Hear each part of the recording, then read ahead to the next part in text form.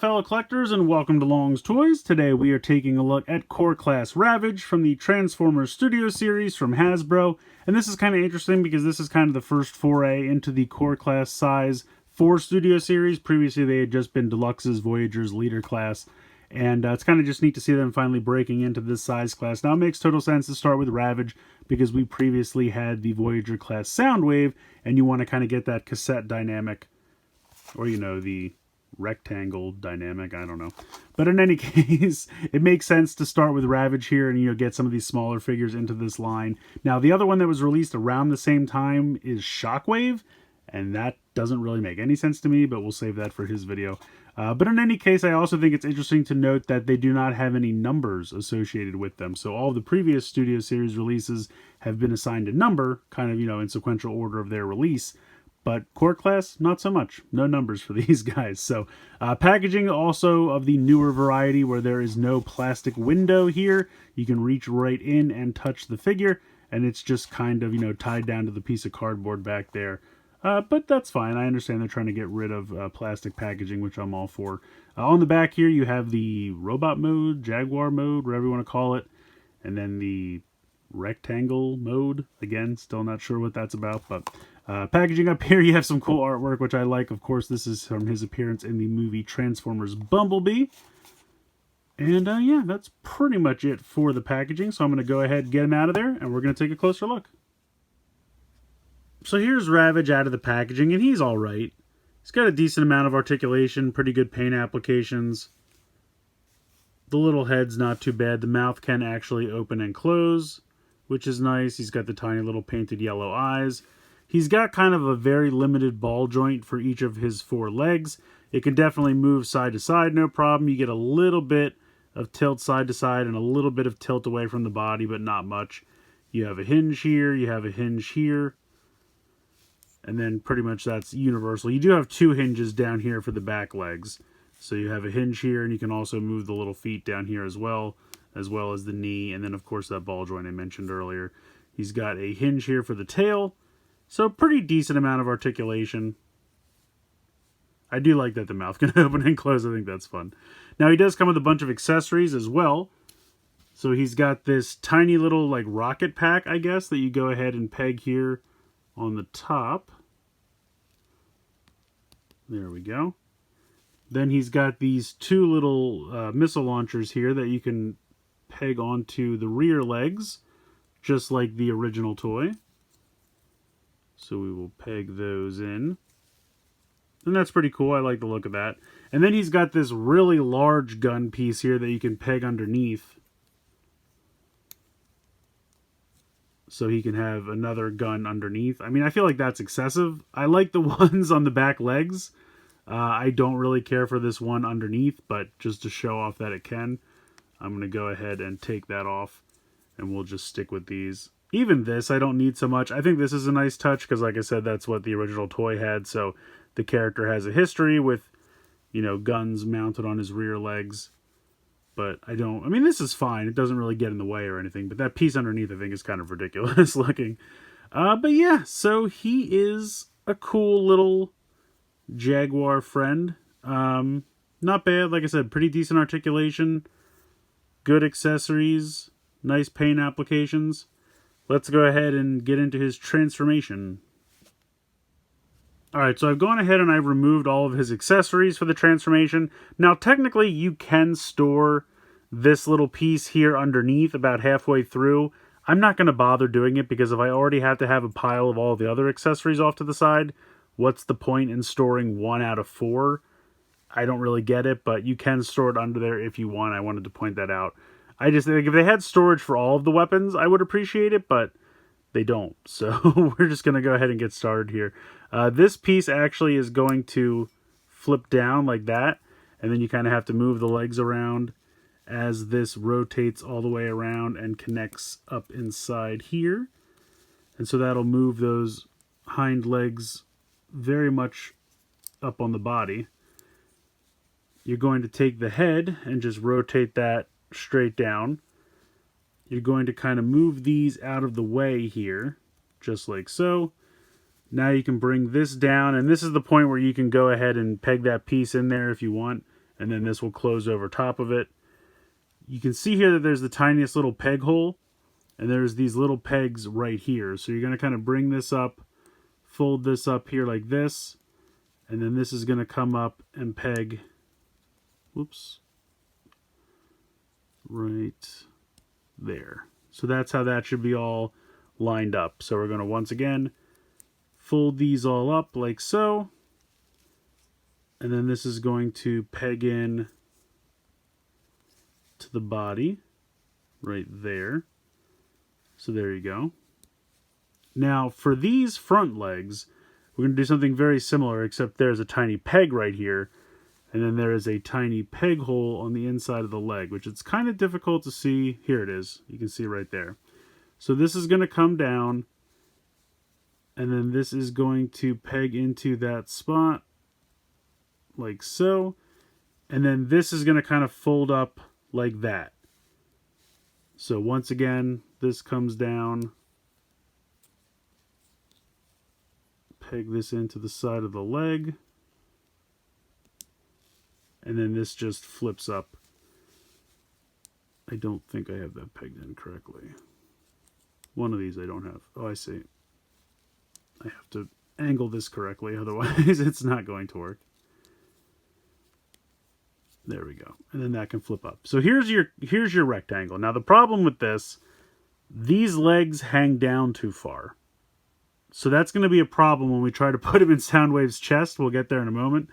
But that is basically your cube. Now if you want to go ahead and put this on top of here, you certainly can. I don't know why you would, but you can. If you wanted to leave those other rockets on the side of the legs, you could do so as well. It's not really like a battle cube or anything like that, so I don't know why you would. But there we go. Let's go ahead. We'll bring Soundwave in so we can see how this is going to fit. So here's our Studio Series Voyager class Soundwave, and if we go ahead and we hit the button here on his chest, that is going to open that panel up so you can see the large rectangular cavity inside. And so that should be a perfect fit for our newly formed Ravage rectangle. But as I mentioned before, those front feet just hang down a little too low. And you can try to pop this in here, and you can kind of get it even though that those are too small.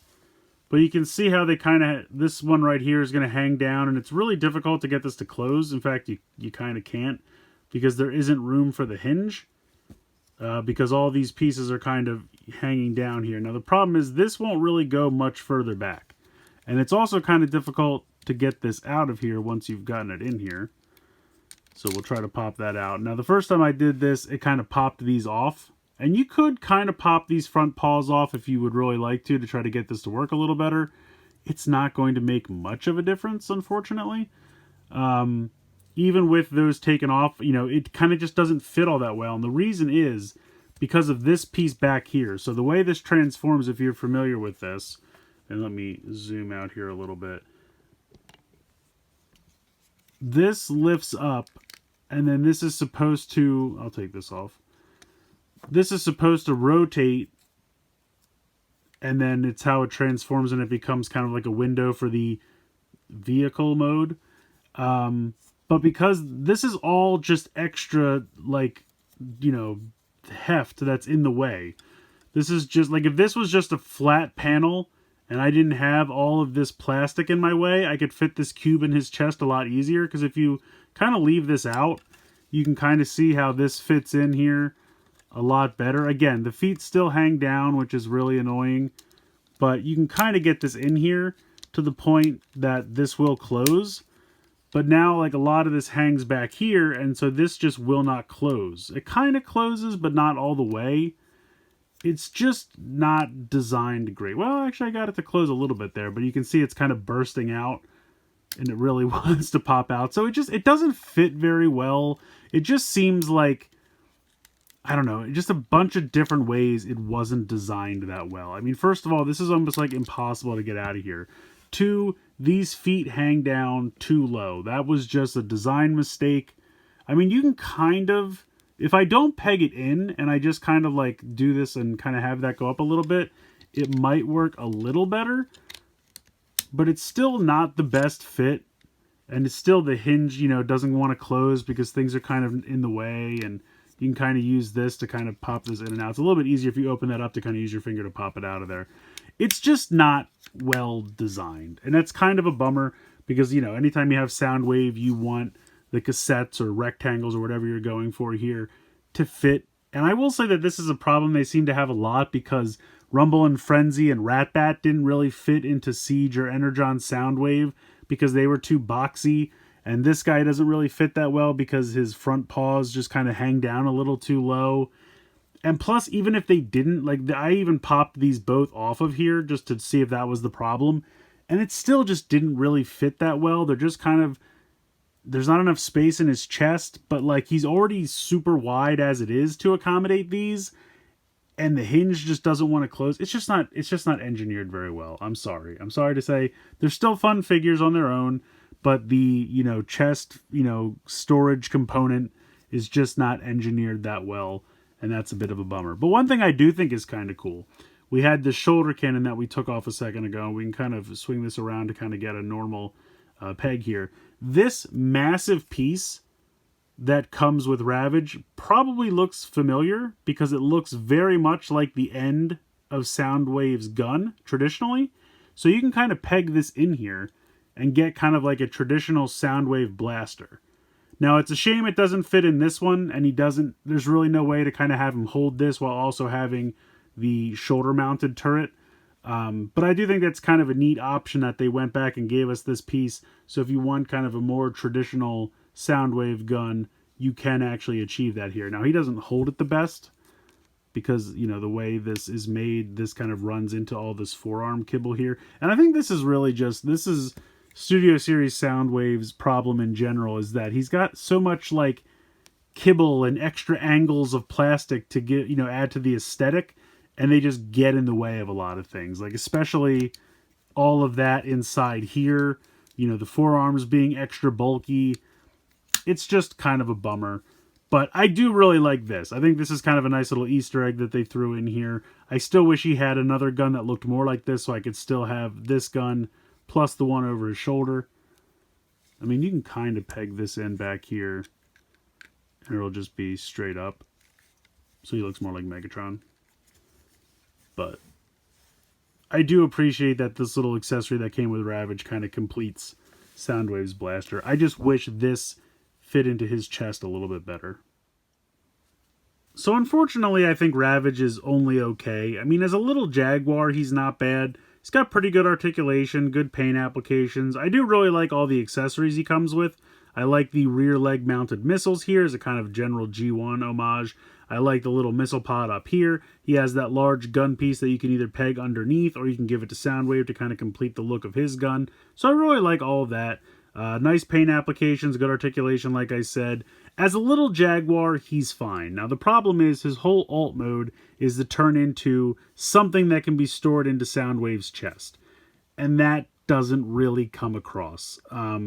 The weird rectangle that he transforms into just doesn't fit very well. His front paws kind of hang too low, and they're kind of outside the general shape of the cube, and because of that, they don't fit into the chest very well.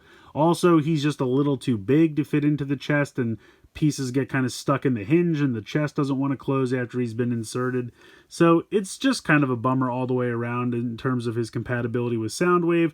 But if you just want a cool little Bumblebee movie accurate Ravage to display on your shelf, I think he looks good. If you're just going to display him in this mode, I think he's perfectly fine. I just wish his compatibility with Soundwave was a little bit better. But let me know what you guys think in the comments below. Please like, share, and subscribe. Hope you guys enjoyed the video. And as always, thanks so much for watching.